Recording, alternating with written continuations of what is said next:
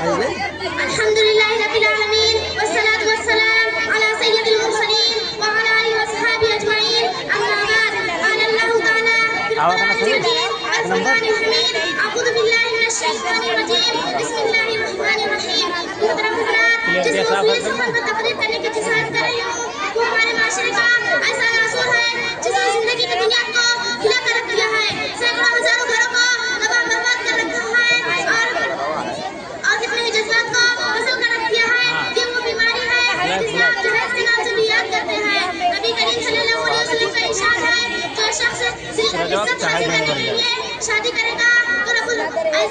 الجلال ایسے شخص کو ذلت کے سوا کچھ نہ دے گا اور جو شخص مال کے لالچ میں شادی کرے گا تو اس کو فقر و فاقہ تندرستی کے سوا کچھ نصیب نہ ہوگا محترم حضرات آج ہندوستان کے اندر اور خاص طور سے ہمارے معاشرے میں جہیز ایک ایسا ناصور بن گیا ہے جو تیز ہتھیار سے بھی زیادہ خطرناک ہوتا جا رہا ہے اس جہیز کی بنیاد پر ہندوستانی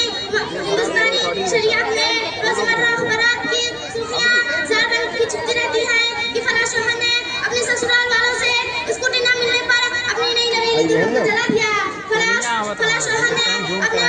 جہیز کا مطالبہ پورا نہ ہونے پر اپنی بیوی کو موت کے گھاٹے بھگا دیا اوپر شاعر عجب ماجرا ہے حضرات دیکھیے عجب ماجرا ہے حضرات دیکھیے داماد مانگتا ہے خیرات دیکھیے محترم حضرات افراد کی سرخیاں ابھی غیر قوموں کے بارے میں نظر آتی تھی مگر افسوس صدا افسوس رفتہ رفتہ ہمارے اسلامی معاشرے میں پھیل چکی ہے آج افراد کے اندر جہیز کے لیے بھیٹ چڑھنے والی کہیں فاطمہ کہیں رقیہ ہے کاش ہماری اسلامی شریعت کتابوں اور واضحوں کے بجائے عمل میں آ جاتی محترم حضرات آج بھی ہندو شہداؤں پر ظلم و ستم کے پہاڑ توڑے جا رہے ہیں جبر تشدد کی خاطہ جھاڑیاں ان کی راہ میں حائل ہے آج بھی نعمتوں کے ارمان قریب گھرانوں کی بچیوں پر اللہ نے اپنی زمین کی وسعت کشادگی کے باوجود تنگ ہو رہی ہے ساری دنیا میں یہ بات روز روشن کی طرح آیا ہے کہ جس گھر میں لڑکی جوان کی قدم کی تحریر رکھتی ہے اسی وقت سے والدین کے لیے حرام ہو جاتی ہے اور انہیں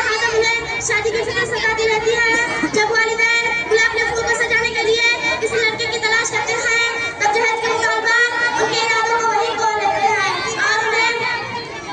ذرا دیکھو سید الانبیاء محمد صلی اللہ علیہ وسلم کی پیاری بیٹی حضرت فاطمہ کا آقا مصنون کے انداز میں تھا کہ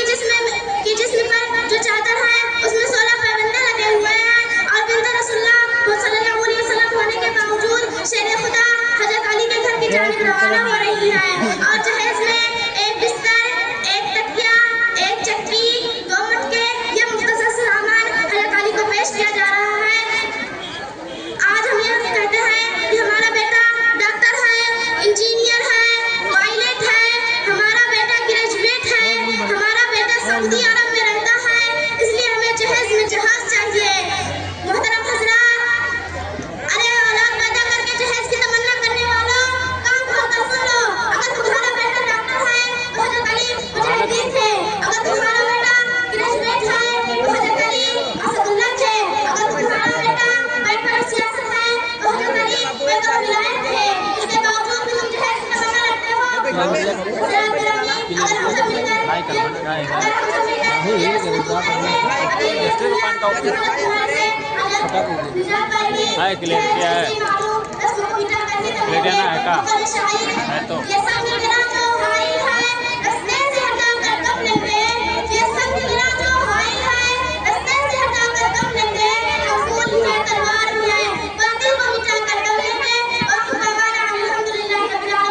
سب مل کر وعلیکم السلام ورحمۃ اللہ وبرکاتہ